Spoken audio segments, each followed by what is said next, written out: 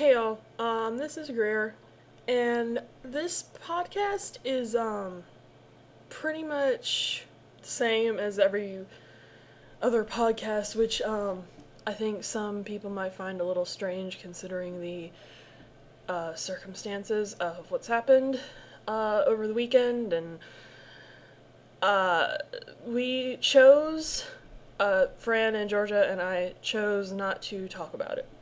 And the reason is because for us three, and, Heather and Serena and the rest of us, recording the podcast is our place to essentially force ourselves to make time to talk to each other. That was kind of what the podcast started off as originally. And they were like, we should record this shit. So, and we hope it's that for you guys too. We hope it's kind of a place to just come, for an hour or so and listen to us ramble. And we chose to put this at the beginning to not so you don't mistake our amusement and our laughter and our us laughing with each other, not to mistake that for any sort of apathy or anything like that, because this has hit us really hard, and another part of it is that we just did not know, what to say, what else we could say, and we didn't want it to be, kind of a downer podcast. We tried to keep those at a minimum, a downer podcast. So this episode we talk about the Oscars and the Grammys, and if you're not into listening to anything fun right now, then please come back next week. But we completely get it.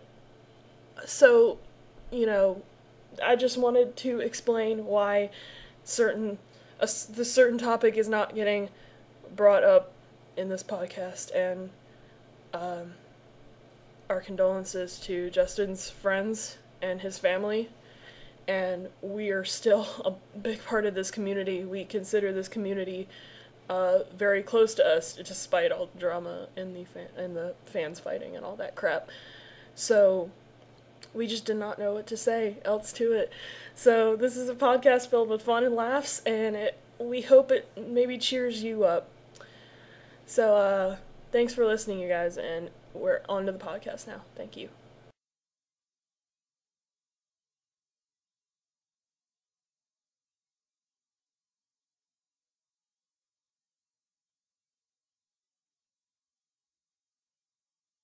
Hi guys. Oh, hi. Hi. Hello. I sounded like I was gonna puke for a second. That's because you are. Yeah. Great. If you look down at that slice of cake I sent you from England, you'll find poison. Oh. And you have. Oh my. Dun, dun. You took a Game of Thrones quiz earlier, and you got Daenerys Targaryen, and that's maybe something Daenerys would do. Maybe something more Cersei would do, but. But I thought Daenerys was a good guy. Well, no one's a good guy. Really? No one's a good guy or a bad guy in Game of Thrones. What about Joffrey? I would have assumed he was a bad guy based on what people say. Who? Joffrey? Yeah. Yeah. He seems to be pretty much considered a bad guy. Yeah. I mean, you could consider the Lannisters, all of them, like, bad guys, but I'm like, well, Tyrion and Jaime and, Cersei's not that bad, and, I'm talking about things that no one else knows. Well, I don't watch Game of Thrones, this is the thing, but, so the quiz was completely meaningless to me. I did it for you, Greer. Okay. I did it. Well, once you start watching it, you'll be really proud of yourself.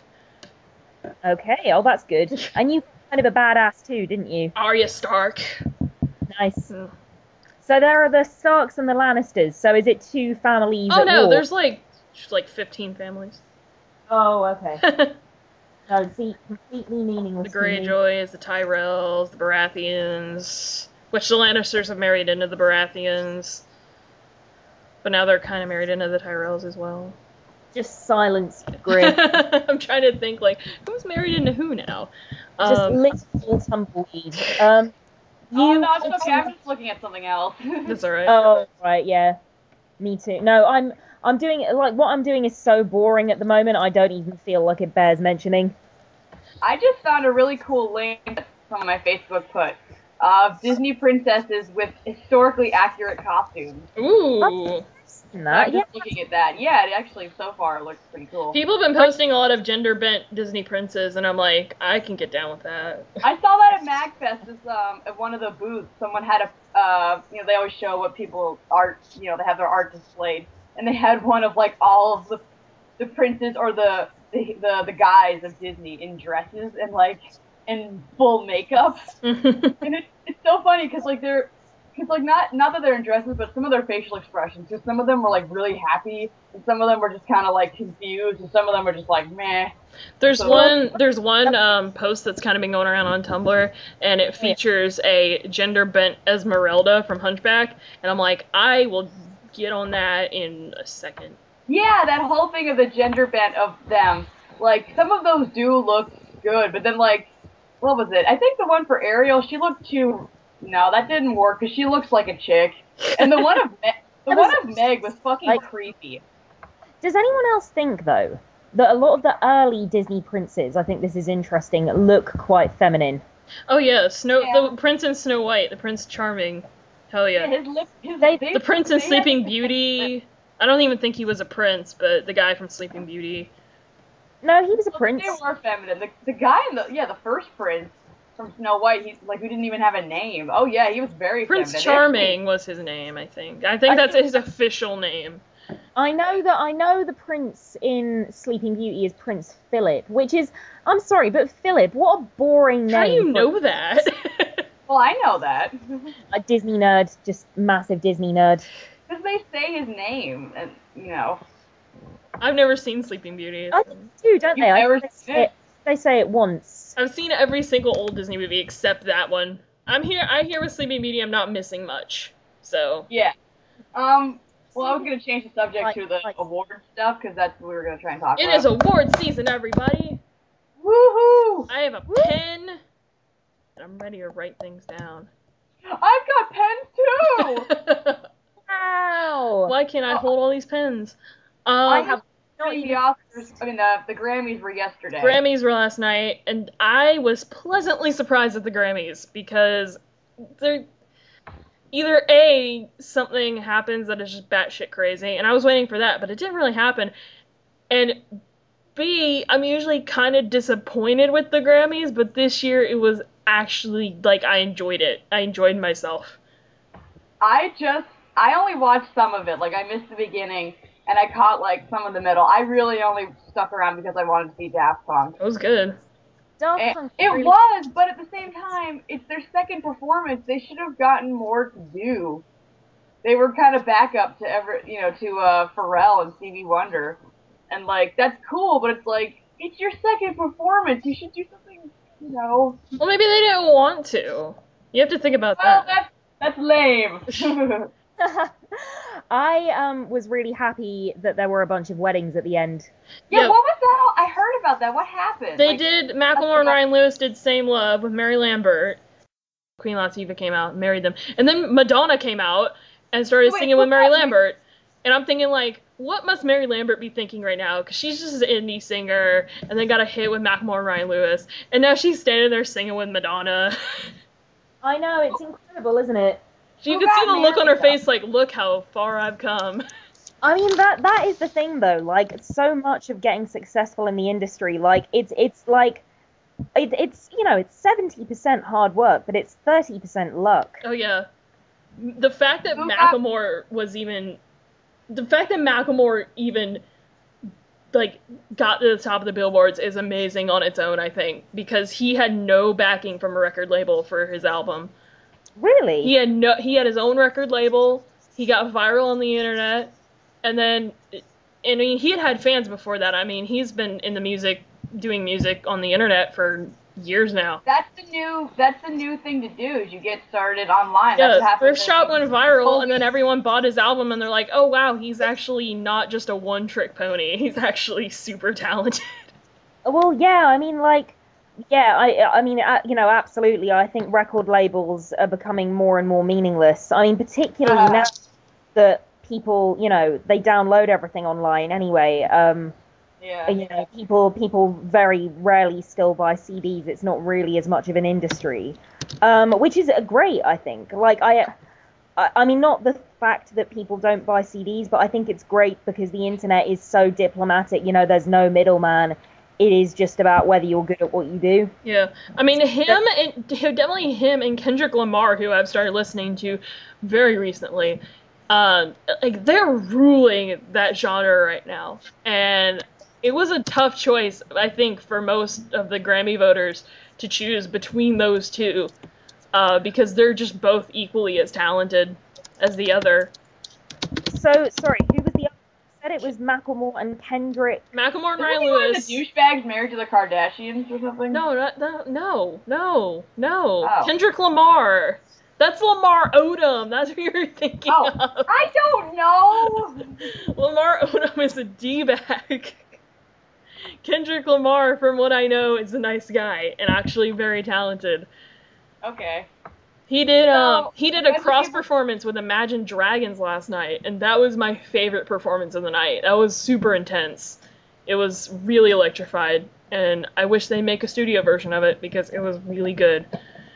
From what I saw yesterday, I think my favorite was the Beatles reunion of Paul and Ringo. Yeah, let's put Hi. Paul Hi. and Ringo on the same stage and not have them sing any Beatles songs. Hey, that was a good song that they sang. Yeah, It got, like, I mean, I liked it because it was reminiscent of what they used to do, and plus I love that piano he had. It was just all rainbows. yeah. Did But- you notice that Yoko and John's kids were in the audience? Yeah, and she was nuts. She was I jamming out to everything. I love that. She was just like pointing to people and just like saying who knows what, and just like, and Yeah, I there's- love this her. son was like standing next to her being like, oh, that's my mom. That's my Yoko.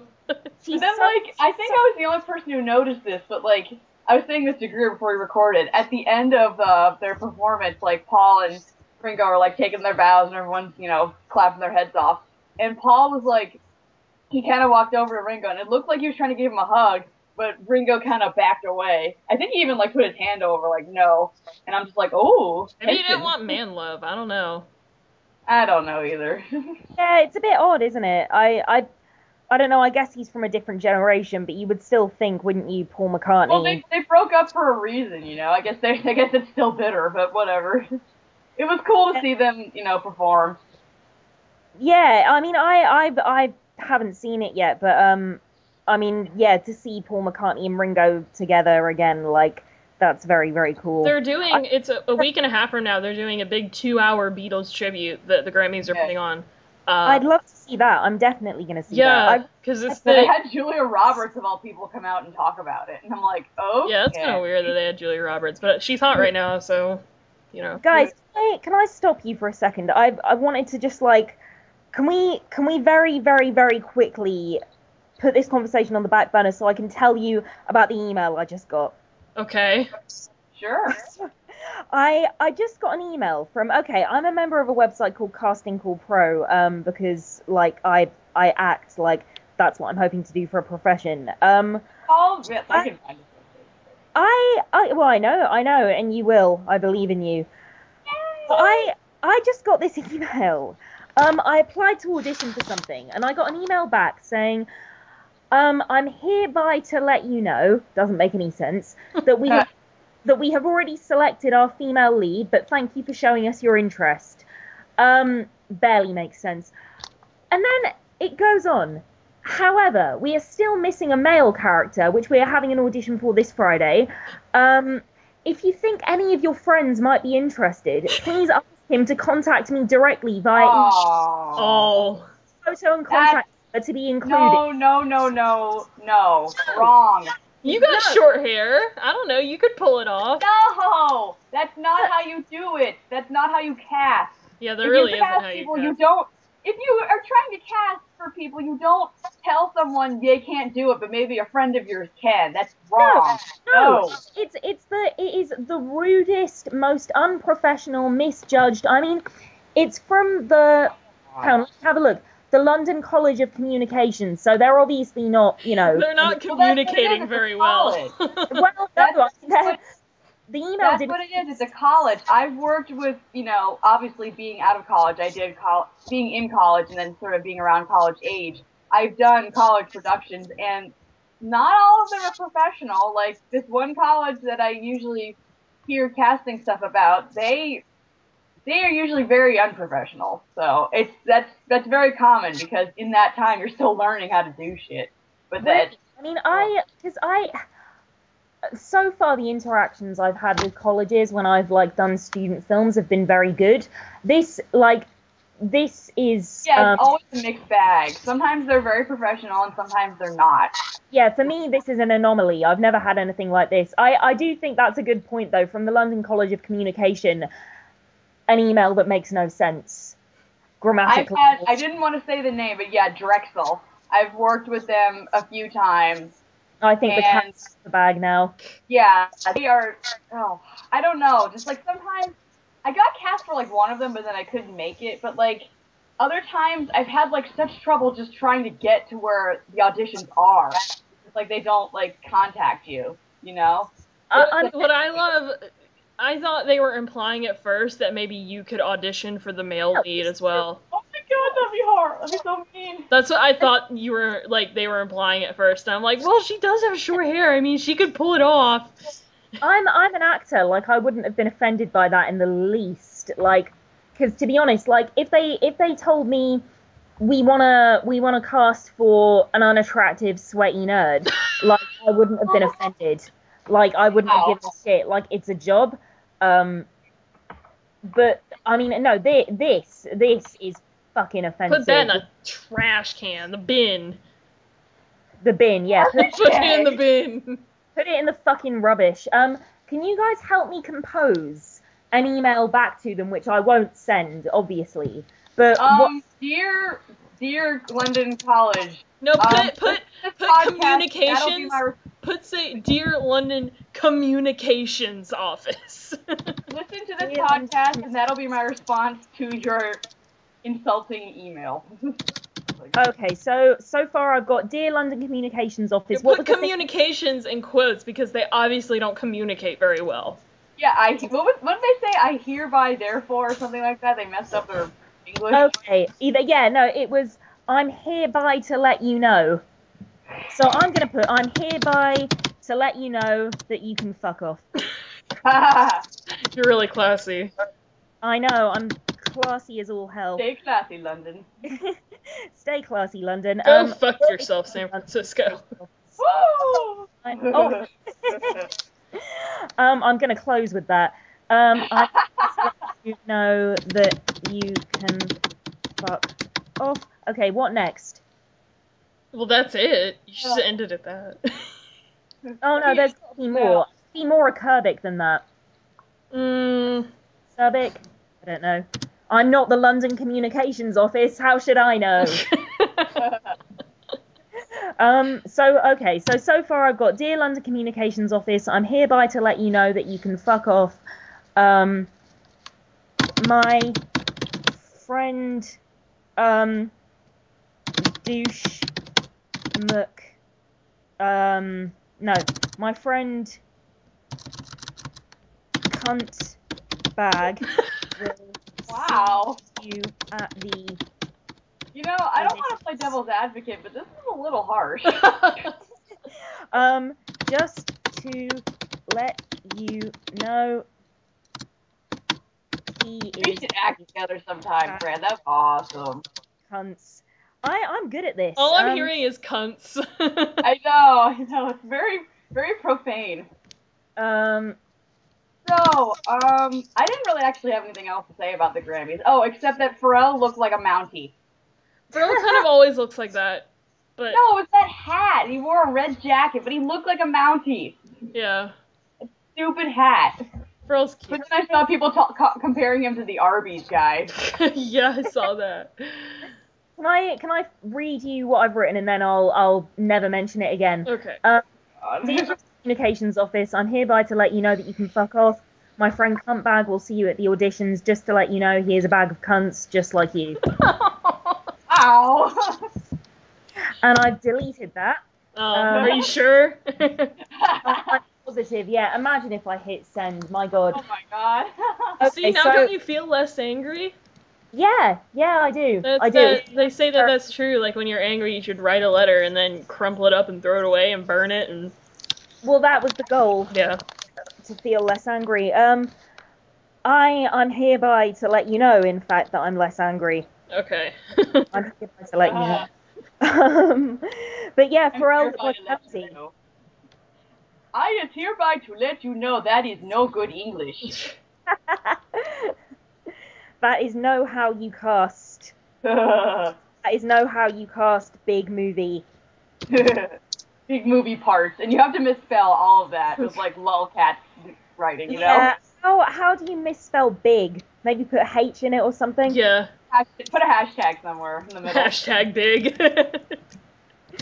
Oh my god! When I was watching the Grammys last night, there was this girl who, like, said she was the social media correspondent, and every time she tried to say, like, we're at the Grammys, she would say, we're at the hashtag Grammys. I fucking hate hashtags. I swear to God, she would say the hashtag Grammys. Like, no And joke, I'm like, go burn. Really... Hang on, she was saying it out loud. She was saying the hashtag Grammys. Oh, fuck off. I hate hashtags. They're so unnecessary. Like, I've thought of actually doing this as a status of, like, writing a paragraph and just every word put a hashtag and being like, you see how stupid this looks? Todd in the Shadows already did that joke. He just released his top songs of 2013, and he did that already. Who did? Todd in the Shadows. Oh. Yeah. Well, I know, I'm sure other people have done it too, but it's so obnoxious. It doesn't, I it's don't not think cute, it's not like anything, it's just annoying. Yeah, I don't think it can be taken the piss out of enough. Was Todd, by the way, referencing the rapey video for that rapey song? Blurred Lines? What? Blurred Lines. Yeah, pretty much. Yeah, because the video, you've seen it with all the hashtags. Yeah. Yeah. I saw a parody video. I think you posted it, Fran. It was like, they made fun of that song, and it was like, they hinted at like bestiality. Hashtag Ramen Thick, hashtag Blurred Lines, hashtag Thick, hashtag... Yeah, I mean, that's exactly what the video is like. It's fucking obnoxious. Hashtag for real, hashtag TI. Hashtag shut the fuck up. I hashtag things on Twitter just because if it's something that, like if it's like the new episode of something and I want to see what people are saying about it, I'll hashtag it, but I'm not going to hashtag things just because I think they're cute. That's where you draw the line. I do it for purely practical purposes. I didn't know they could have practical purposes. Well, but that just, like, really irked me for some reason. I'm like, the hashtag Grammys, are you fucking serious?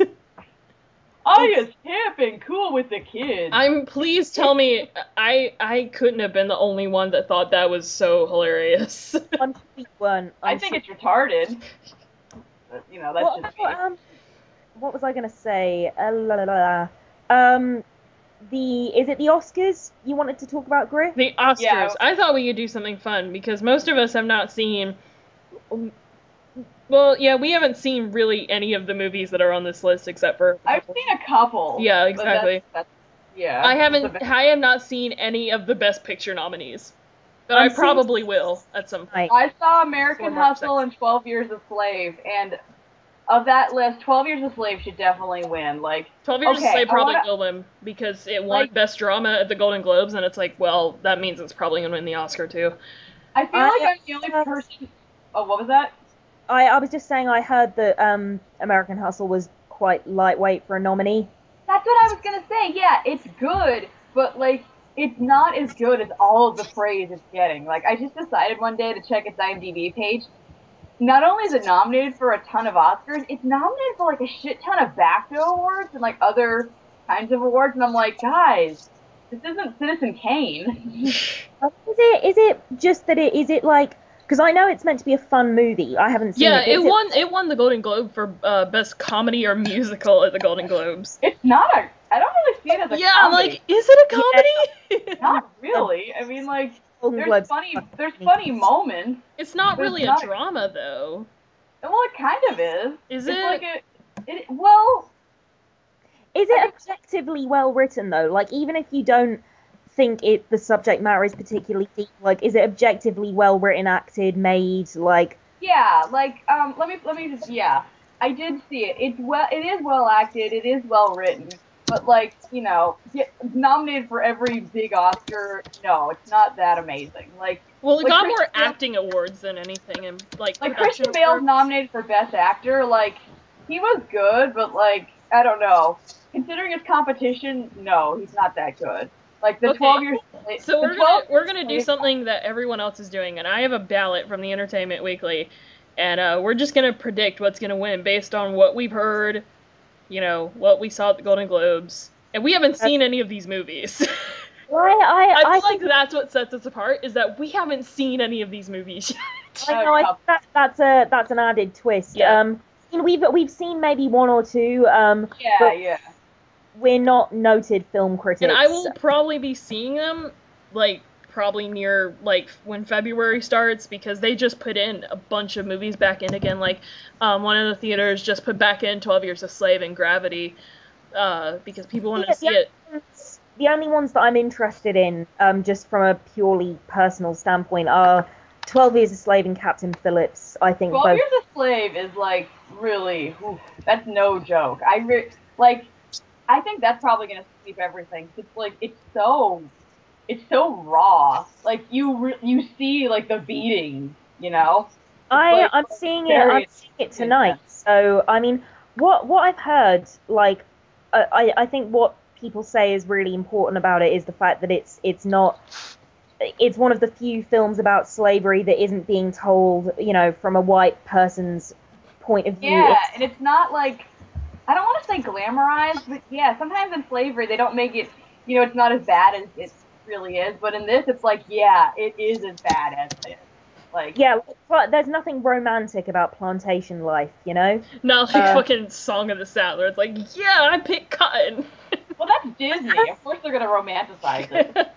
The thing is like, I feel like this is what's so interesting, is like, I like Song of the South, like, I liked that movie growing up, but to be totally honest, like, maybe, I mean, no, definitely, in fact, the reason it doesn't offend me as much as it probably should is because I have no way of understanding what it could possibly be like to be that person, you know? I've lived a very comfortable life, and, you know, if this film helps people, you know, get in there and really empathize as much as they possibly can, then it will have done some good, you know? Just in terms of our emotional growth as a society. Okay, so for Best Picture, it's American Hustle, Captain Phillips, Dallas Buyers Club, Gravity, Her, Nebraska, Philomena, 12 Years a Slave, and The Wolf of Wall Street. My friend Josh, I was sort of talking to him yesterday, he thinks that Gravity will win. No, I don't think Gravity is. From what really I've good. heard about Gravity, it's like a visual like Avatar. Well, not like Avatar. Avatar's plot sucks, but visually, I could watch Avatar for like the rest of my life. Like, it's beautiful. Gravity, I really want to see on a big screen before it leaves theaters again, because I feel like that would be the only way to watch it. I just find it funny that, like, I've heard this thing, I haven't really, you know, I don't know if this is true or not, but it probably is, that, like, they say that there's no sound in space. So, like, this whole movie would be, like, wrong then. There would be the whole movie would be a silent movie then, wouldn't it? Yeah, no, I mean, I think it's one of those things you have to at some point just kind of Suspend your disbelief. No, I know, and you're right, because a lot of movies don't follow that, you know, no sound in space thing, but you have to admit that is kind of funny. Yeah, I mean, actually, I'd love to see a silent Space film. Space. Yeah, I'd love to see like a silent sci-fi film. Like, I don't know whether that's been done before. Like Metropolis? I haven't seen Metropolis. I finally finished that, because that was a movie I never finished. I got to watch the whole thing, because it is kind of long. And from a historical standpoint, it's good because it's very important. Because without it, we wouldn't really have a lot of sci-fi stuff that we have now. So from that standpoint, yes, it is good. From an entertainment standpoint, it's good, but it's very long. It's like 2.5 hours. So and some parts are a little hokey, but because it doesn't age well as it's from the 20s. Yeah, but absolutely. I mean, I would check it out anyway, just because. Yeah, it'd be cool to say I'd seen it, and I mean, I think if you can see lots of films that exist now in there, that's probably quite interesting. But I think it's gonna be because what I've heard about Gravity is that it is very light on plot. And one thing, isn't it all just? Well, Sandra Bullock has to carry the entire thing. I think from that standpoint, just Sandra Bullock carrying that entire movie, I feel like that's kind of a feat in its own. Because Sandra Bullock's a really good actress. Well, I guess that's why she's nominated this year. Yeah. Yeah, I mean, I think Sandra Bullock doesn't get enough credit because she's appeared in a lot of shit, and she's been shit in a lot of shit. I mean, the year that she won for The Blind Side, she also won a Razzie for that romantic comedy that she did. So she won an Oscar and a Razzie in the same year. And I feel like she's like one of the only people who could do that. You know what was hilarious? Like Film Brain talked about it in his one of the reviews of was it All About Steve? He said that she went to the Razzie usually at the Razzies the people who are nominated don't go. Yeah, she actually showed up there. Yeah, they sent their publicist to raise it. She went with her Oscar, so she was holding her Razzie in one hand and her Oscar in the other, and she was just like, "Oh my God, I can't thank you all enough for this. It's so beautiful." And that's so great. Halle Berry did that. She mimicked because her Oscar speech, Halle Berry's, is really for Monsters. Monsters. Is really kind of famous, and she mimicked it at the Razzies. So she's got a really good sense of humor. I like it when people are willing to laugh at themselves. Yeah, I know, it is really funny. So are we like unanimously agreeing that it will probably be 12 Years a Slave? Yeah, I think so. I don't see any reason how it couldn't be. I think it would be as good as I'm sure Gravity is, although apparently it has a slightly questionable Dallas ending. Buyers Club is probably the only huge competition that it has. No, I've heard it's a toss-up between Gravity and 12 Years a Slave. But I think 12 Years a Slave. I keep hearing it's between Dallas Buyers Club and 12 Years a Slave. Some movies you can tell were made to sweep Oscars. 12 Years a Slave is one of those. 12 Years a Slave is definitely an Oscar movie, as is The Wolf of Wall Street. I cried at the end of 12 Years a Slave. I totally did. It was so touching. I'm just like, oh my God. I can't wait to see it. I'm gonna have to talk to you about it later. But I think I think Matthew McConaughey will win. I think he'll win Best Actor. Yeah, actually, Best Actor's next. We got Christian Bale for American Hustle, Bruce Dern in Nebraska, Leo DiCaprio for The Wolf of Wall Street, Chiwetel Ejiofor for 12 Years a Slave. That's how you say his name? Chiwetel Ejiofor. I've been so I think that's how you pronounce it. 12 Years a Slave. I've been so hesitant to say it because I know I'd butcher it. And then Matthew McConaughey for Dallas Buyers. Disrespectful, but no, you nailed it, Greer. Okay. I really think that, Chiwetel is gonna win. Because, I know, it's so funny, I didn't love 12 Years a Slave, and yet I'm just praising it to the gods. But no, in all seriousness, he was spectacular. And if he doesn't win... Everyone's really hoping for Leo, though. Because Leo will find... Everyone's saying, this year, Leo's gonna get his Oscar this year. Chiwetel was so... He was so good. I think the thing is Chiwetel Ejiofor, I think, probably should win it. I think... Wolf of Wall Street, again, what I've heard is that it's quite lightweight, as good as Leo DiCaprio is in it. I think Matthew McConaughey will win because he's had somebody coin this great phrase, a McConaissance, and I think the Academy, they love to reward stuff like that. And he won the Golden Globe for Best Actor. Are the Golden Globes good kind of like benchmark? Usually it's a good precursor for the Oscars. If something wins a Golden Globe, it's like 80% guaranteed that it's also going to win that same category in the Oscars. Really? Yeah. List, though. It would be a huge shame if Chiwetel didn't win, because you can see it, like, he's giving it his all, and, like, just putting up with all of this horrible stuff, you know? Like, so are you, like, dead set on him, and then I think Matthew McConaughey might get it. I'm dead set on Chiwetel. Okay, so I'll put down both. I think I'll mark both. Or I think Leo DiCaprio should win it for something better than Wolf of Wall Street. I mean, I haven't seen Wolf of Wall Street. It's not something that interests me, really, movies about Wall Street, but, you know. Like, the thing is, like, all that greed is good stuff. Like, we have seen that a million times. Like, we've seen that in American Psycho. We've seen that in Wall Street. Like, it's not they're not breaking new ground with that movie. But at the same time, it's hard to break new ground, you know, because everything's been done, you know. Yeah, well, but I think 12 Years a Slave is doing it. That's breaking new ground. And I think as hard as it is to break new ground, like, I think if you manage to do it, like, that's the thing that should be rewarded. I mean, like of the Best Picture nominees, like, Captain Phillips is a true story, Dallas Buyers is a true story. I didn't know that. I didn't know Dallas. Philomena's a true story, and then Wolf of Wall Street's a true story. So it's like half of them are actually true stories, and then the other half are original screenplays. So this year we're going for realness. Yeah.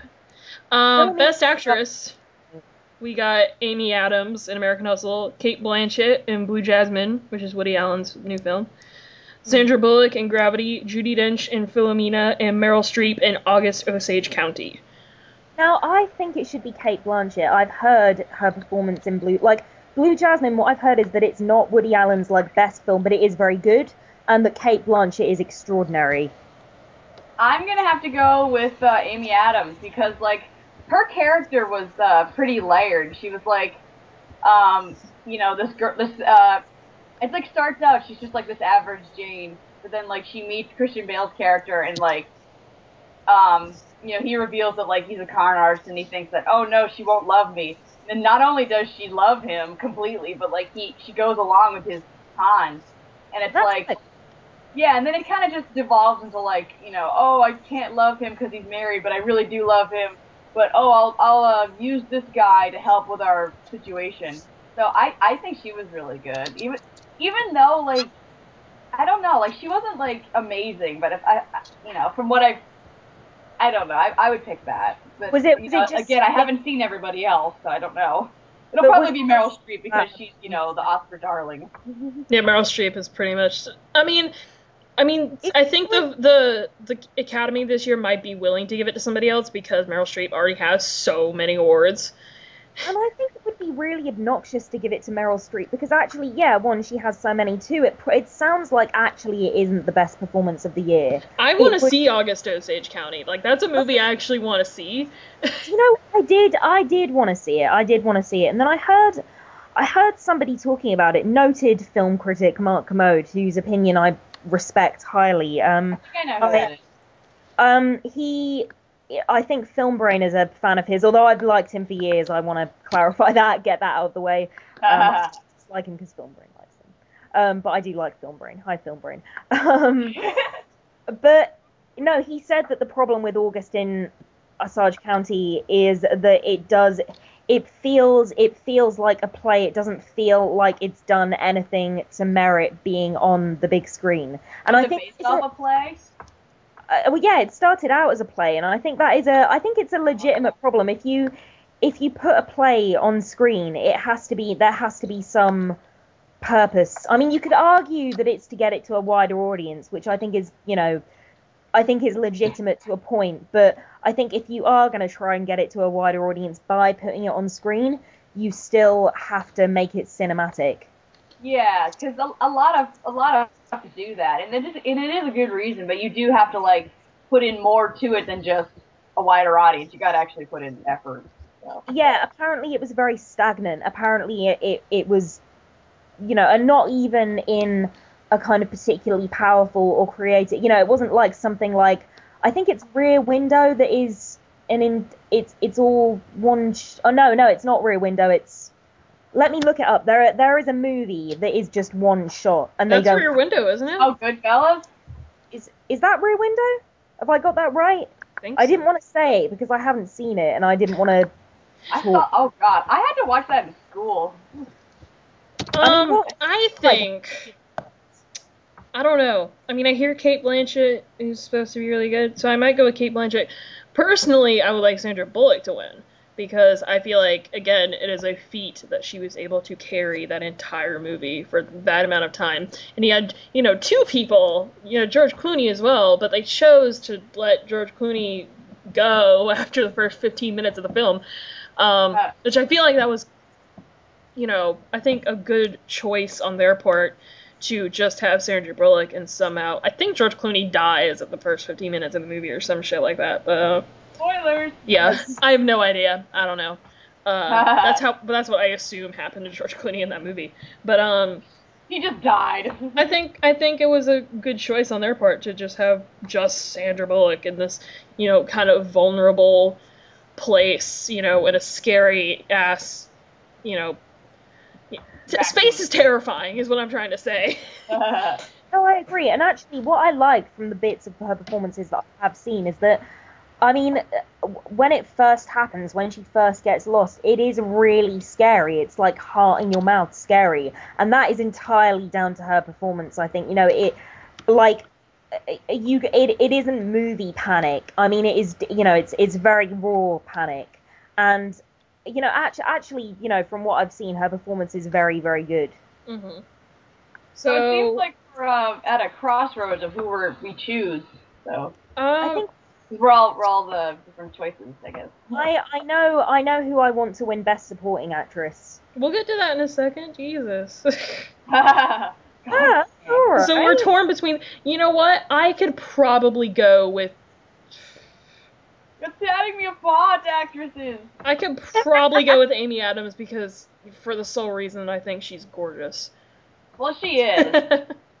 Well, then you would love it, Fran. I think she shows her boobs, I think, at one point. Great. Nice. Doesn't she make out with Jennifer Lawrence in that movie? They share a kiss at one point, but it's totally random and out of left field. I'll just say that. They're actually, it's funny, they're like fighting because they're both in love with Christian Bale, but then it's just like, Jennifer Lawrence is like, hey, you're fucked up, we're all fucked up, and then she just kisses her and leaves. I'd pay $7.50 for that. So either Amy Adams or Cate Blanchett. Okay. Cool. Okay. Or Sandra Bullock. Or Sandra Bullock, yeah. Actually, well, I don't think Sandra Bullock will win, but I think by the sounds of it, actually, she should win. She certainly deserves to be there, okay. I think. For supporting actor, we got Barkhad Abdi from Captain Phillips, Bradley Cooper in American Hustle, Michael Fassbender in 12 Years, Jonah Hill in Wolf of Wall Street, and Jared Leto in Dallas Buyers Club. I would like Jared Leto to win, because I like Jared Leto a lot, and I think he's very talented. I don't think Michael Fassbender should be nominated, because, he's good, but, I mean, he didn't do that much. Like, I mean, he was like the evil owner of. Well, I mean, which one would you call the supporting actor of the film then? Well, it would be him, but he wasn't that great. Like, his character just did a lot of yelling and stuff, and it was just a lot of anger. But it's that's. That was that it wasn't that amazing.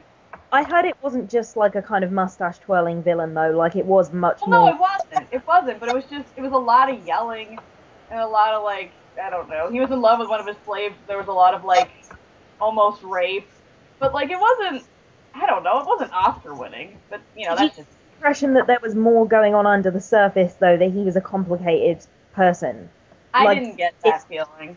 Oh, okay. Oh, that's interesting. Well, maybe you'll have a different view once you see the film. Yeah. And Bradley Cooper, I mean, I guess I pick him, but, he wasn't that great either. Again, his character was also layered, because, he's a cop, but then, he gets these con men to help him with, this one job. And so, he's trying to, not get attached, but, Amy Adams is flirting with him, so he's, torn.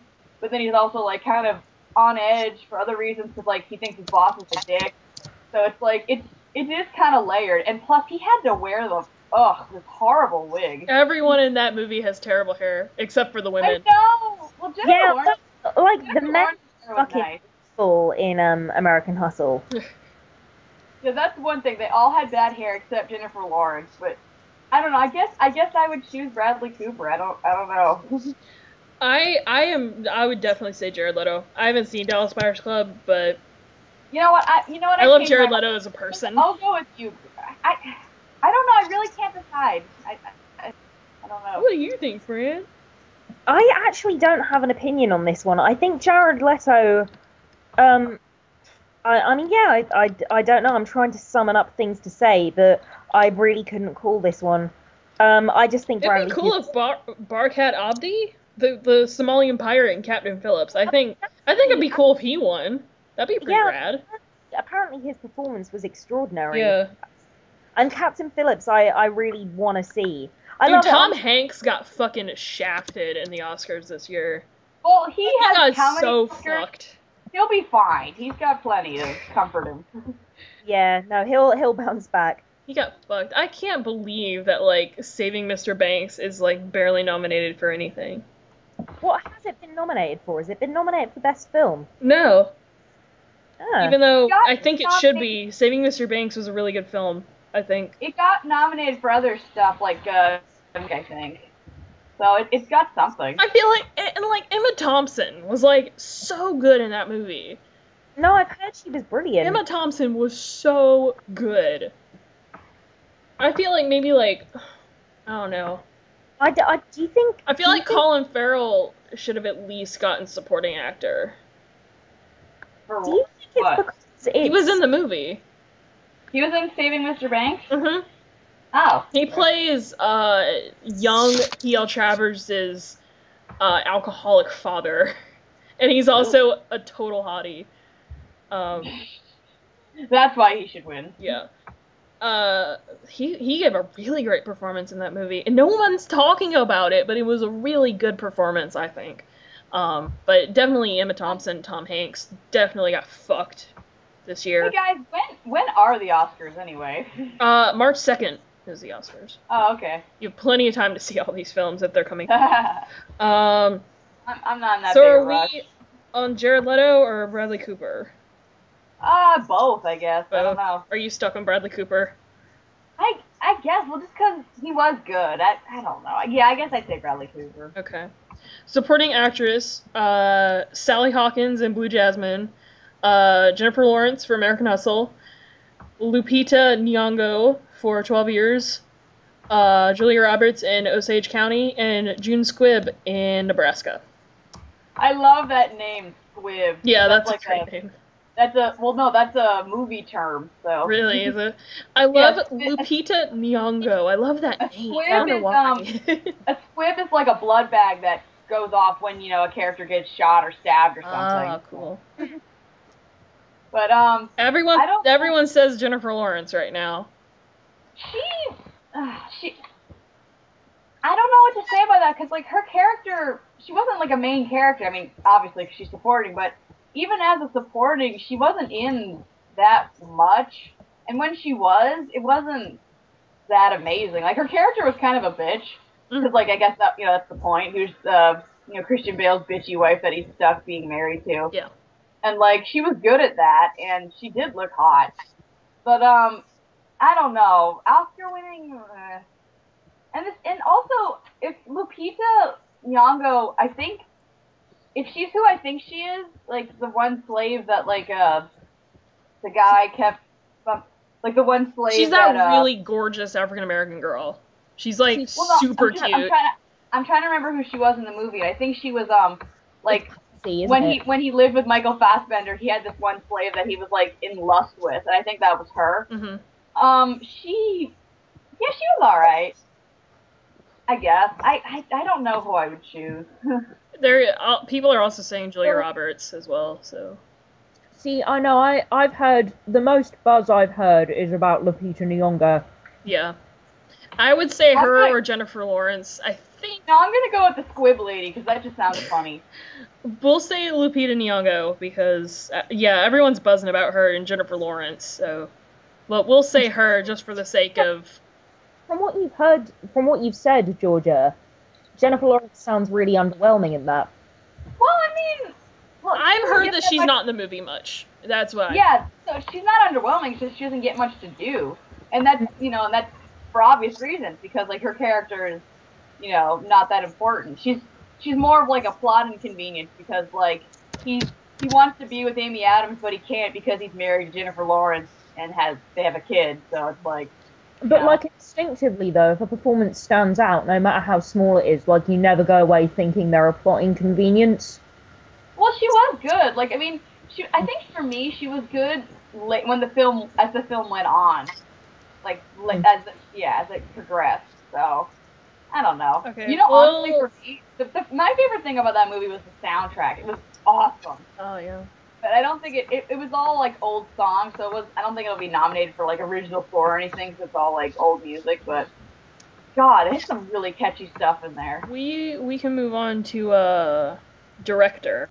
We have, David O. Russell for American Hustle, Alfonso... Yeah, that rhymes. Russell. I don't even know how to say this guy's last name. Alfonso Cuarón. Alexander Payne for Nebraska, Steve McQueen for 12 Years a Slave, and Scorsese for Wolf of Wall Street. Okay, I want to say something. Steve McQueen, the 12 Years a Slave guy, he was good, but it was flawed. Like, I said this in one podcast that didn't record, that, like, there were a lot of, like, wide-angle shots that didn't really need to happen. Like, a lot of close-ups when, like, stuff wasn't really happening. Like, I even made the same joke. I was just, like, I kept thinking in my head, my wide-angle lens is about to burst. And, like, yeah, like, I think there was one part where I could, like, see up someone's nose. It was really close. So, apart from that, he did a good job. So. Do you think, like, those things, though, like the close-ups and the wide-angle shots and stuff, like... He did it on purpose. You didn't feel like they were there to just, like, even if nothing happened, just to illustrate, like, a particular atmosphere or a meaning? No, he did it on purpose. He did it on purpose because, like, he wanted you to get into the world and, like, get in this situation that this guy is in. And, like, I don't know. For me, if you can figure out that he's doing it on purpose, it kind of ruins the illusion. Yeah, that's It's like if your story's good, you don't need fancy camera tricks. You just shoot. Yeah. You don't need to get up someone's nose. Like, I really could see up someone's nose at one point. I was so glad I didn't see a booger. That would have been disgusting. Yeah, that's not good. I think they would have photoshopped that out first. It would have been photoshopped, by the way. It wouldn't have been anything more expensive than that. Mm-hmm. Yeah, but, I mean, ignoring all those, like, close-up shots, I guess I would choose him, because everything else was very good. And, like, David O. Russell, I mean, that was okay, but, like, yeah, 12 Years a Slave. The 12 Years a Slave is gonna win a lot, because that was, like I said, some movies were just made to win Oscars, you know? I think what I heard is that Gravity is, like, the more, like, creatively directed, but, like, apparently it's easy to underestimate how well 12 Years a Slave is directed, because, like, if you compare it to Gravity, like, not as much... It doesn't give the director ostensibly as much opportunity to kind of try things, but as a, like, well-told story, like, yeah, apparently, like, that is the better directed film. Do you think that Martin Scorsese maybe has a leg up because he's such a veteran of the industry? Well, if he's such a veteran, how come he only has one Oscar? He's directed a lot of films. That's what I'm saying. I've never been a huge fan of his. I've tried. I really have, but he's always just a mess. Success isn't measured in awards, Georgia. Well, excuse me, princess. So what do you guys think? Hey! That should win an Oscar. And the most Orient meme goes to theme song. I think I think the problem is that, like, Martin Scorsese got it for, like, there was all this kind of stuff about how he hadn't won an Oscar for years and years and years, despite making so many kind of universally loved movies. And then he got nominated for The Departed, and it's just like, well, we have to give it to him now. It's been too long, and apparently, like, that wasn't even his best film. So I mean, like, they sort of gave it to him because they felt bad. but it's like, I kind of feel like they're gonna think, well, we've done that now. We don't need to do it again. We can cross him off our list. Well, that's not how you should be treating people anyway, you know? No, totally. I mean, it's like, You do feel bad for the guy, because he tries, and it's like, now they just give it to him out of pity, almost. I mean, I shouldn't say pity, but I don't know. So who do you think might get it? Not even, like, your personal favorite, but... Yeah, I'd say Steve McQueen. Yeah. I think so, too. A lot of that... I think David O. Russell should get it because his name rhymes. Shut up. And then Well, we will say Steve McQueen. I think the guy, Alfonso, Cuarón, might get it. He got the Golden Globe. I mean... Do you know what, though? I think Alfonso Cuarón, which is, I think, what we're going with now, should get it retroactively for Harry Potter and the Prisoner of Azkaban. Did he do that movie? Yeah, he did. Wow. It's like the best Harry Potter movie. I didn't know that. Oh. Yeah, we will go now to animated feature, which is The Croods, Despicable Me 2, Ernest and Celestine, Frozen, and The Wind Rises. Okay, well, I don't think they should give it to a sequel. No, I don't either. I heard it was good, though. I've not seen Despicable Me 1, so... But then, good but quite lightweight is what I heard. Mm-hmm. Yeah, that's exactly what it was, and not Oscar-worthy in the slightest. I've noticed in, like, some categories, they, like, I don't know why, but it's, like, a recent trend, like, the last few years. In, like, some categories, they stretch it out to give, like, nominations to movies that really don't deserve it. Well, not a whole lot of animated films came out this year. Not a whole lot of good ones, anyway. That's why, too. That's, like, they don't have enough in that category, so they just pick whatever. I think this year is going to be a little bit better for animated films, but, this year just didn't have that many. Honestly, I don't even know why. The Wind Rises hasn't even come out in America yet. That's Hayao Miyazaki's latest film, Studio Ghibli's latest thing, which I really want to see, but like an English version hasn't even come out in the States yet. I don't know why we're talking about this section, because I know you both are thinking Frozen. So. Frozen's definitely gonna win, yeah. Yeah, so I'm just gonna go with that. But I mean, I used it as an excuse to talk about The Croods because Fran told me to see The Croods, and so I rented The Croods from the Redbox, and that was a very good film, and I did not expect that much from that movie, but it was actually very good. The Croods, I had no intention of seeing The Croods, and then I used to work with people with autism, and a lady that I was working with wanted to see it, and it was going to be my final time working with her, so I thought, oh, that'll be fun, you know, a treat. We'll go to the cinema, and as a movie, it'll pass the time for me, and she wants to see it. I'm sure she'll enjoy it, and I was really, really impressed. I mean, it's beautifully animated. It's got, just a really gorgeous father-daughter story. Nick Cage really reins it in. It's a proper performance. And it really is. I was surprised. Like, he's actually giving, like, a good performance right here. Like, not even, like, joking around or anything. But it's Oscar-worthy. I didn't know it was Nick Cage. I think it should be there. You know what? I think it should be there. It deserves to be. It is really good, and it really defied what I was expecting.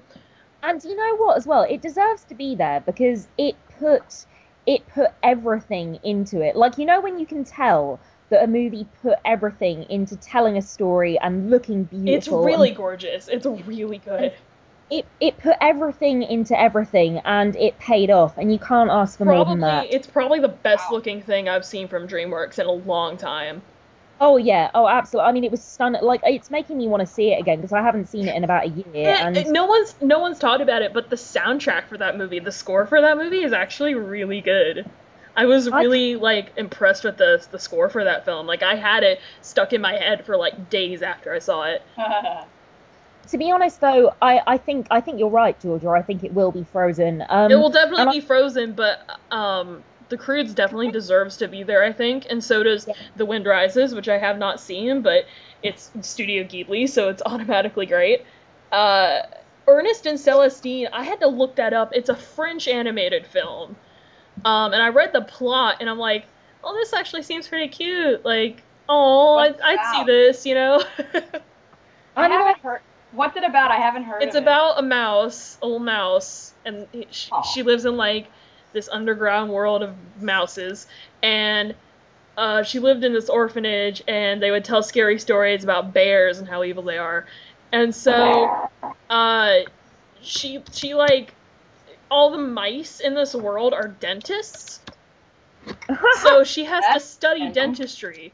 So she has to go up above ground and collect bear cub teeth from underneath their pillows. And then one of the cub's family catches her, and she spends the night in a trash can, and then the next morning there's this, like, starving bear named Ernest, and he tries to eat her, but then she leads him to, like, this cellar full of... She promises to lead him to, like, this cellar full of food, and then they form this friendship trying to get to this cellar full of food. And it's this French animated film, and it looks really That does cute. sound cute. Yeah, I'm just looking up now. The animation looks gorgeous. Yeah, like it's really, cute. like kind of that, you know, like the lines are very kind of like, I don't really know how to describe it. Like not scribbly, but it looks like they look like illustrations from a really, really like lovely children's It's based book. off a children's film, a children's book series, I think. Oh well, I mean, yeah, that sounds good. I mean, I'd like to see that. It sounds very sweet, and sweet in a good way, not sweet like cutesy. Mm-hmm. I want to talk about Frozen really quickly because You have not gotten to talk about Frozen yet. Well, You I saw think- Frozen I like still 2 haven't weeks ago, seen and it. you saw it, but you haven't been able to talk about it yet. I haven't seen it, but I've seen everybody talk about it, and I feel like I know what happened by now. I feel like there's an observation that I haven't been hearing a lot of, or I haven't been hearing a lot of in great detail. Like, I mean, I'm sure it's out there. I can't be the only one to to have kind of appreciated this. But yeah, like I really like the fact that it was about sisters, and for me, it captured because I have a sister. I'm one of 2 sisters, and you know we don't have any brothers. It's you know I have a sister who is 2 years older than me, and it captured what it is like to have a sister better than anything I've ever seen. I mean, just that thing of, you know, them gradually drawing away from you, and you thinking it's because they, you know, they maybe don't like you as much as they did anymore, and or they're growing apart from you and you don't understand why. But actually, you know, it's a combination of 1, them having their own shit to deal with, and 2, them protecting you. And actually, like, nobody has your back like a sister. You know, nobody. And I have to go that see this with my sister. sorry? Now I have to go see this with my sister. Yeah, you do. And I you know, it really touched me because, I mean, you know, yeah, it made me realize, or it maybe kind of made me realize that nobody has your back like a sister, and that, you know, it's like one of the most important relationships you can have in life, and that actually when you open up to each other, you know, when you get to that point where you can, you know, and again, I think that's what the film is about, because eventually they do get to the point where they can, you know, your whole world opens up and you discover, you know, you discover all these wonderful things about each other, and, you know, you have to go through that process. And actually, you know, looking back, I appreciate all the little ways in which my sister has tried to protect me, you know? So I love you guys. do you think that Let It Go is gonna win Best Original Song, or will it lose out to U2? Fuck off, you two. You two, I'm sorry. Bono ruined Tarzan. Tarzan could have been in the canon of lovely Disney films, you know. Phil like, Collins did Tarzan. Yeah, I was gonna say, what? Phil Collins. Alright, sorry, well, I still hate you two. You still hate U2. I still hate you too. Okay, alright, well, Phil Collins ruined Tarzan. Tarzan could have been a lovely Disney Phil film. Collins, Tarzan's I still a like lovely Phil Disney film. Collins. You can fuck off. Oh, I'm so sorry for you, Georgia. Oh, I'm Phil Collins. Phil Collins Hill. I just thought that was a Well, thing then on. if we're gonna talk about Let It Go, then you might as well talk about the other original song nominations. Alone Yet Not Alone, from Alone Yet Not Alone. That song that Pharrell Williams did for Despicable Me 2. Let It Go. The Moon Song by Karen O for Her, which, good song. And Ordinary Love that U2 did for Mandela Long Walk to Freedom. I haven't really heard any of these. Well, I mean, I saw Despicable Me 2, but I don't remember that Ordinary song. Love is actually pretty catchy, so... Can I say... I have no opinion on this. Let It Go works really well in the context of the film, you know, beautiful animation, you know, like a great melody, really powerful melody. I don't think it should win Best Original Song because for me personally, the lyrics they're too on the nose. Well, you can fuck off because I'm putting it down right now, so... But that is my honest opinion of that song. Like, and there is so much to love about it, and I love it in the context of the film. And actually, if you could pick one song to be nominated for original song from Frozen, what would it be? I don't know actually. I think they all work in the context of the film. I don't think I would pick any of them. You were Satan. I don't care. I love. I love them. Wow, that's really wow. No, that's all right. We're allowed to talk to each other like that. It's a sign of friendship. But no, honestly, like and don't get me wrong, I listen to all of them like for fun, like every single one. And Let It Go, I love as a piece of music and I really enjoy. But objectively, and I find it powerful. You know, I personally enjoy listening to it. But objectively, I don't think any of them are, the full package. I think they all work in the context of the film. Okay. Sorry, Greg. You're not. You were talking to me the other week about the short film that they showed before it. Did you know it's nominated in animated short film? That's so great. That's a cool animated short film. It really is. Which one? It's called Get a Horse, which is a redo. That's my horse! It's it was an old. I think it used to be like an old Disney short, like with the old animation, but then they mixed in the 3D animation with it, and it was like super cool. And like mind bending, like it starts out in black and white and in 2D, and then they integrate the 3D into it. Wow. And it goes back and forth so fast, and you're like, how did they do this? Even imagine, like, it's one of the coolest things I've ever seen. I haven't even seen the other ones. I have no idea what the other ones are about in the category, but I'm just gonna vote for that one. Yeah, that sounds cool. It deserves it. It's good enough. Alright, the other one that's even kind of interesting is the visual effects category, which has some strange choices in it. You got Gravity, The Hobbit, The Desolation of Smaug, Iron Man 3, Star Trek Into Darkness, and The Lone Ranger. That's what I heard. I heard that there was one... The Lone Ranger actually has some, like, costume, like nominations and, like, makeup and...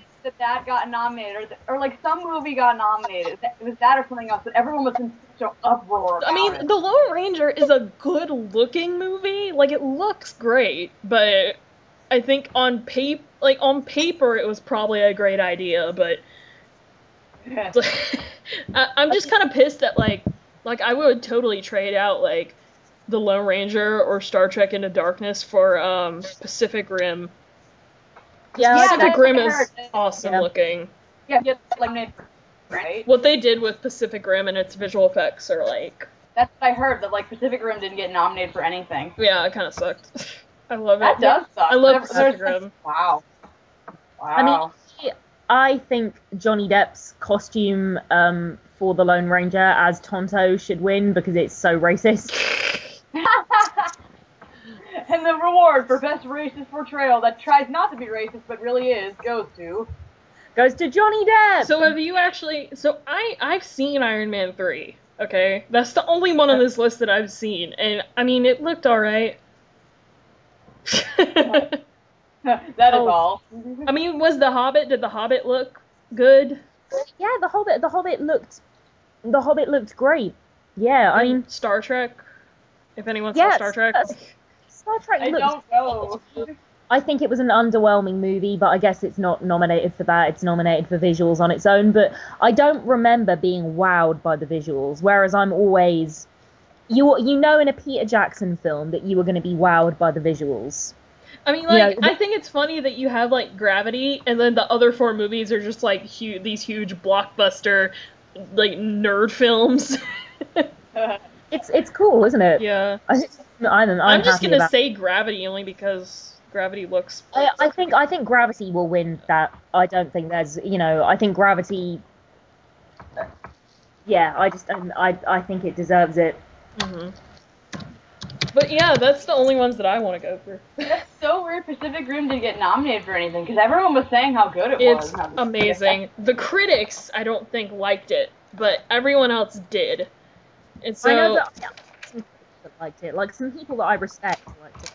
Pacific Rim's really, really good. It's really good. Rim. But I guess not Oscar good. Yeah. Well, I mean, most films I like aren't really, so. Well, yeah, I know.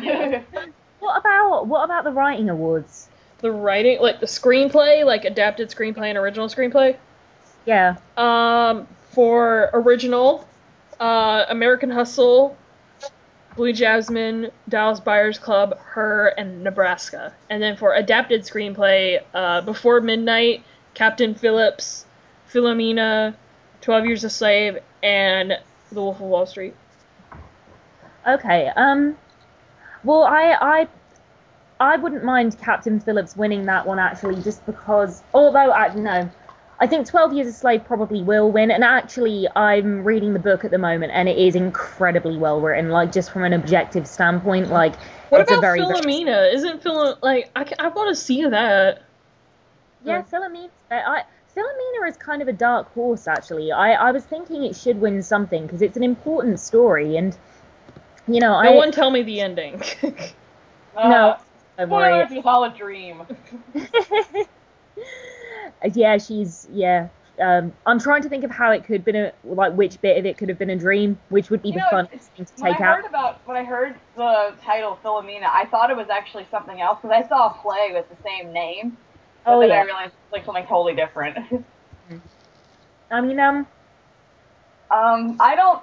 Again, I feel like a broken record just repeating the same 2 ones that I have seen and just choosing those. Because like I haven't seen the other ones, so I don't know. No, I think you're just being honest. I think that's fine.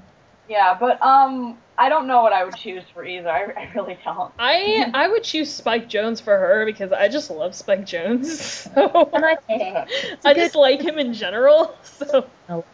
and Her, I missed out on seeing it, and I'm really sad that I did. People are saying it's good. I really want to see it. I don't It's know something how- that I don't know really how- interests me. Like, I don't know. I don't know how original it is. It's an because, original like, screenplay. I mean, it's not based off of anything. No. I mean, that's not what I meant. I mean, yeah, it's don't based know off how- of, like, something that could happen in real life, but... It probably has happened. There are a lot of sad people out there. Yeah. I think it's like it could either be a really, really interesting idea or a really kind of staid sort of on the nose. Yeah, I mean, on paper, the plot of that movie, like, you would expect that to be, like, utter shit. Like, if you read the plot, you're like, man, that sounds terrible. Actually, I think there are 80s comedies with that same plot, Yeah. so that's probably why you think it's terrible. Yeah. But Yeah. I like Joaquin Phoenix, and I love Scarlett. I could listen to Scarlett Johansson all day. So, yeah, I'm gonna say. I think someone's a little biased. Yeah, I am biased. I really am. That's okay. I love everyone who worked on that movie. I read this review about Her from like this. I forget her name. It was like one critic of like my local paper, and they said that like you said about it being hit, like it was on the nose. That's actually kind of true. Like they said, it's set in like somewhat the near future. Yeah. But like from the way that they interact with technology, it's not too far from what's already going on. Yeah. So it's sort of like eerily like accurate almost. Mm-hmm. So that's it. I think that's interesting. Yeah, I mean, it was definitely when I saw the trailer, I'm like, I could see that. I want to watch that right now. Instinctively, the idea for her did make me groan, but the more you talked about it, the more I thought this could be an interesting idea. If it, like anything else, it could be good if it was done well. Hmm. Can I just say I'm happy that Joaquin Phoenix isn't crazy anymore. Yeah. When Like was he's just a, He went through like, a point where he was like kind of crazy. yeah, like he sort of snapped, and then like I don't know, he kept like making weird comments at award ceremonies, and then he said he was going to be a rapper and he was going to make a documentary about his up and coming rap career, and that like never happened. That was meant to be a joke, I realized. What?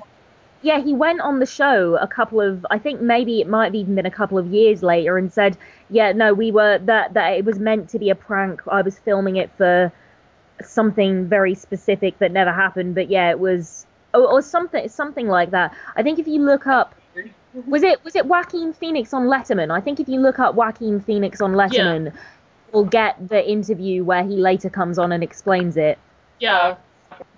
I mean, it's still he weird. went through like a point, and it was like kind of weird. Where they're like, "Oh my God, is Joaquin Phoenix losing it?" And you know. Yeah. I'm glad he's not crazy. Cause no, he is a good actor, and it's like it's kind of sad because like you know about their family, like you know there's him and then his brother River, and then they had like a sister, but like apparently it was all messed up, and I guess that's why the old River killed himself or got killed. Mm-hmm. It was all like their parents. What did they say? Their parents were like nudists, and like they had to like be exposed to that or something, and their parents lived in like some kind of cult thing or something, so it was all perfect stuff to raise your children around. Mm-hmm. How many other categories do we have? There are like 100 categories. Well, I know there's a fuck ton. There's like some that they don't even talk about. Yeah, they do it at the like the prime time Oscars. Oh, we should do the costume and cinematography or something. I really should see some more of this stuff. Like they have stuff for like documentary, and I never see this stuff in the documentary section. Mm-hmm. And I feel like I should, because that you'd feel more educated. Everyone like was saying that movie Blackfish should have been nominated for best documentary. What's that about? It's that documentary about SeaWorld. Ah. That is apparently like really eye-opening. My best friend watched it, and she's like, "I will never be happy again." Oh my God. I'm like, I'm sorry. There's all these documentaries about like all these happy places and showing how dark they are. Like they did the one on Disney. Mm-hmm. All of these places are not happy. Why? I never did get to see the second Hobbit movie, and I just never got around to it, and I feel bad because like. My dad wanted to go see it, my boyfriend wanted to go see it, but it just never happened. Yeah. Did you see it? Mm-mm. I'm not into Lord of the Rings at all. That's okay. I really liked both The Hobbit and The Desolation of Smaug, but the thing is I really liked them at the time. And in some ways I can remember liking them more than Lord of the Rings, and I loved Martin Freeman as Bilbo. I mean, he doesn't have as much to do in this one, although there is one breathtaking sequence in Desolation of Smaug. There are a couple, actually, but the character is so wonderful in the first Hobbit movie, and like Martin Freeman's performance is just genius. But you're right, he was really adorable and stuff. He's just like, I don't want to go on this trip, and then he goes anyway. Like he's great, and just like all those like just how kind of almost fey he is, and all the little like idiosyncrasies Bilbo has, like, but they're not as memorable as Lord of the Rings. Like Lord of the Rings, like there is something about those movies. Like when I sit down and watch the trilogy, like it's an event for me. It's exciting. That's the thing, like, that's the thing with, like, Lord of the Rings, it's like a thing. It's like an event, like you said. Like, you can feel it. You can feel the weight of the situation. And I don't get that much from The Hobbit. I mean, granted, I only saw the first one, and I'm gonna try and see the other ones. Mm-hmm. But, I didn't get that feeling of, like, this is an urgent situation, this has to be done, And it has to be done in the right way. Like, I mean, don't know. Like, I might see The Hobbit again a couple of times, like, I don't know. But I know that Lord of the Rings, there will probably be a point at least every couple of years in my life where I put the trilogy on, extended edition, lights off, watch all the extras. And I've never done that. I don't know if I could. I would. It's intense. I actually they did an all-nighter of all 3 Lord of the Rings movies once at the IMAX in Waterloo, and Ian McKellen turned up, which was very cool. Mm-hmm. I could see my boyfriend going to that in a heartbeat because he loves those movies.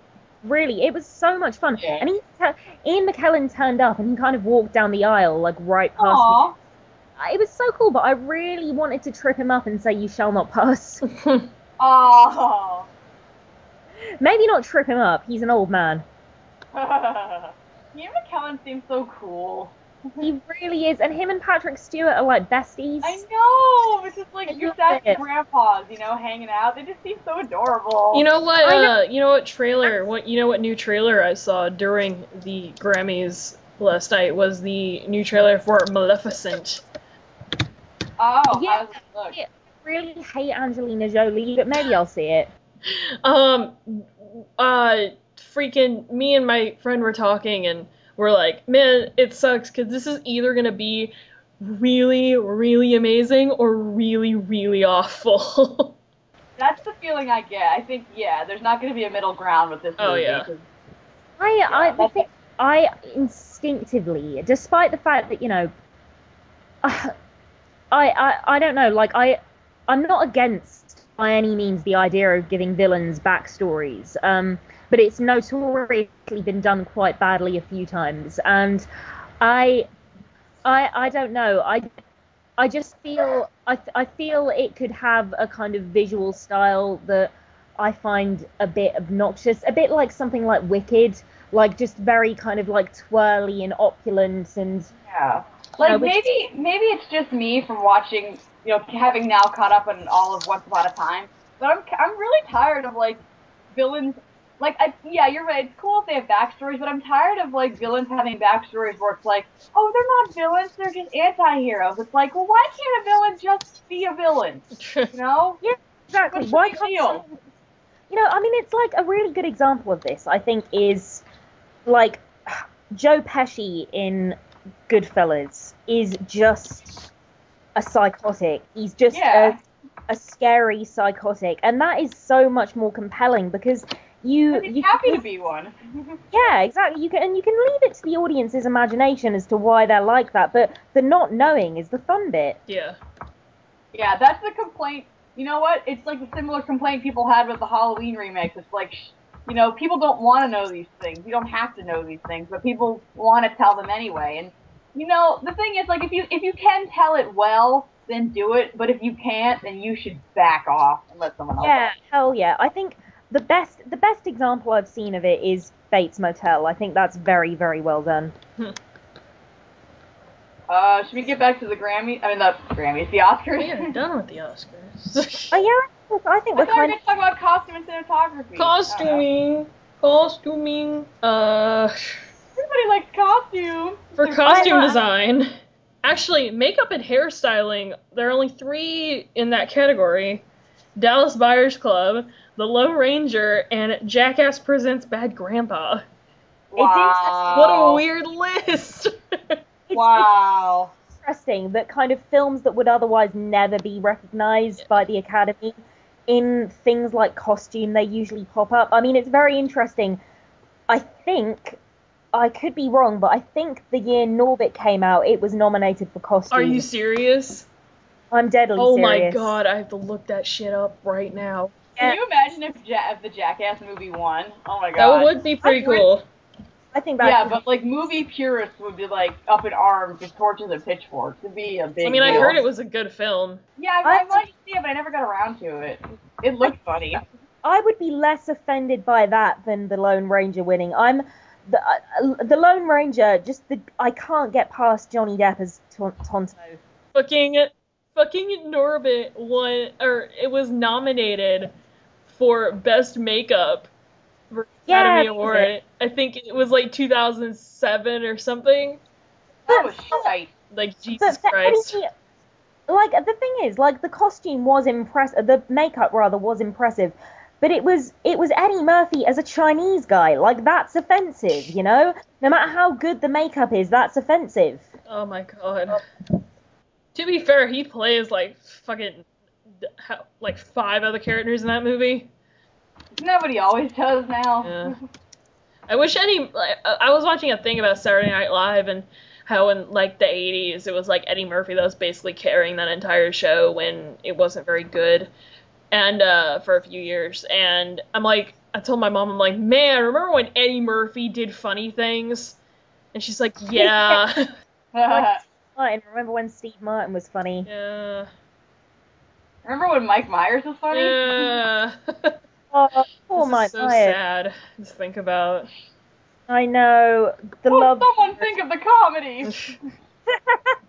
I'm looking up now, like, I looked up Eddie Murphy Chinese guy Norbit on Google, and I'm just seeing all these pictures from the movie. Like, the fat suit that he wears when he's Rasputia, with the, like, massive boobs and the, like, it's horrible. Yeah. Like, it's so horrible. And not because... The movie was horrible. I saw, like, the first half hour and walked out. It was awful. I saw it knowing it was going to be bad, though, like, because of all the hype around it, and, like, I had no interest in seeing an Eddie Murphy comedy, like, I wanted to see it because I'd heard it was so bad, it was good. And I have to be honest, it amazingly didn't totally deliver on that. You'd think that it would. You'd think, you know, big, brash, you know, offensive, totally misjudged comedy, that's going to be entertaining in a kind of watch it through your fingers way. It actually wasn't. The plot was quite boring, and it did end up just depressing me. It was so bad that it depressed you? Yeah, and I didn't Some movies do that. Some movies are just really that bad. I've had that happen. Or if they're really bad that they melt your brain, you know? Oh, yeah, well, that's The Room. That's The Room. Yeah, I really could feel I really could just feel my brain die in my head. What is it Linkara says? I think Linkara says something specific. It sucks out your mind and replaces it with stupid. That's it. I probably, like, between that and Patch Adams and the Nickelodeon month, I probably watch, like, those are the reviews of the Nostalgia Critics that I watch the most. Yeah. I think my favorite review of his is Sidekick, and I've never even seen the movie. Just all the Chuck Norris jokes make me laugh so hard. Chuck Norris! I'm not even a Chuck Norris fan, but just that was so funny. Yeah. That movie looks awful, too. I think what I like about really early Nostalgia Critic is just kind of like, it's this really kind of like raw, almost like Looney Tunes anger he has. Like, Looney Tunes is in, like, the Warner Brothers cartoons. Like, it's very zany and very cartoony, but in a very kind of raw way, not in a wacky, Disney-fied way. Like, that Wicker Man review was really funny, by the way. Yeah, that was great. I did not expect to come out of that review wanting, like, having a huge crush on Tamra. Oh, yeah. I my new waifu. I like her. I'm glad she's gonna be part of more episodes. Yeah. Oh, I'll have to watch it. I look forward to it. It's good. It's a good review on that movie. Did she turn up in the Face Off review? No. She was in the Catwoman review when they had, like, the Catwoman intervention, like, AA meeting. And she's Rachel's official replacement, is she? Yeah. I guess. Okay. But her, like they went to, like, college together or something, apparently. Aww. Her and Rachel were, like, really good friends. I'm really glad Malcolm's sticking around. I really like Malcolm. I love Malcolm so much. Malcolm in the Shining miniseries review is when he whites up, it's fucking When hilarious. he puts on the white face, yeah. And just his whole version of how a white guy acts. Yeah. You know what I love about that is when they showed the behind the scenes and they were putting the makeup on him and they said someone was, like, walking around. They were like, oh, someone's looking at us. They were, like, trying to be normal even though they were putting, like, white makeup on him. Yeah, it's a hard. I can imagine that's a hard thing to have to do in public. Like, put on a white face. I know. just know it. Yeah, just knowing that, like, people are going to be getting completely the wrong idea. Yeah. Like, to do that outside in the street, I take my hat off to him. I mean, what do you think would be more socially acceptable, whiteface or blackface? Neither. What do you think is more socially acceptable? Purple face. I'll tell you. Oh yeah, purple face. Rainbow face. Just go all colors.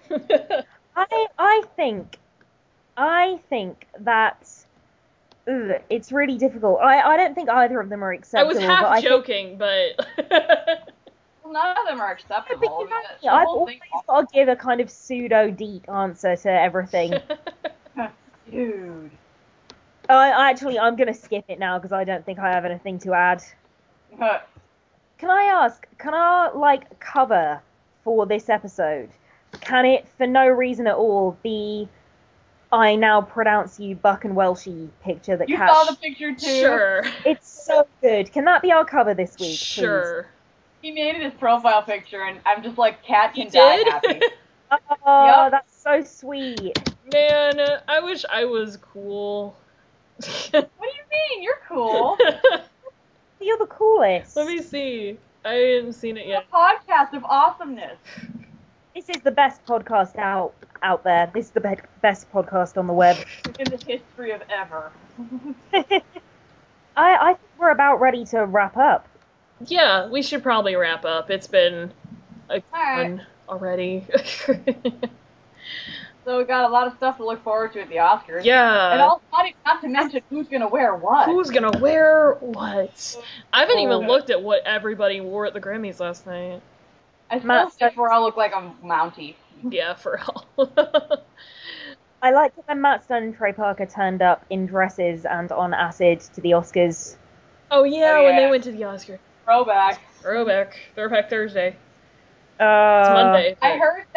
I heard that Madonna wore something really bad. Madonna to had the- like a cane, Oh yeah, no, I just heard that she looked awful. and I'm like, so. I think that's supposed to be like a pimp stick or something, like something fashionable. But she was like legitimately leaning on it, and I'm like, oh Madonna, you're like 85 years old. 7. I Oh, the thought costume, I need this. I thought she looked kind of cool. She, I did, and I don't. It comment on reminded me how old she is now. Like she's so old. I didn't see the costume. I just saw her being compared to the creepy guy in Poltergeist 2 and the Quaker Oats guy. I don't know. Yeah, we're gonna sign off now. Okay, all right. Well, lovely talking to you both, and Yeah. We'll be back next Yeah. week, maybe. Maybe. Yeah. I hope we are. The only reason there wasn't one last week is because I am a crap person and fell asleep when my alarm went off. You should be ashamed of yourself. we've let you down on numerous occasions. It's fine. Sorry. I am free. I'm free next Saturday, so I can be there. Yay! I don't know what my weekend is, but I'll let you know when I find out. Alright. Sunday. Well, yeah. No, I think this has been lovely. You know, it's been nice talking to you. It's put me in a good mood. I love you guys. And now I have to go and see 12 Years a Slave and have that mood abolished. Completely. So, That was I a don't- wrong choice of words, by the way. Yeah, Fran. Bad, what can bad, I say? bad. I'm an abolitionist. Stop, Fran. What a lovely choice of words. Maybe I'll go and see Slave the Last Dance. Oh my goodness. Jesus Christ. I could see the desolation of Slave. What's something else? I'm trying to think of one now. You Oh, won't. Jesus Christ. Oh, Jesus. Alright, well, I'll talk to all y'all later. And the audience, too. Talk to them later. Talk to Bye. the... Bye. Bye.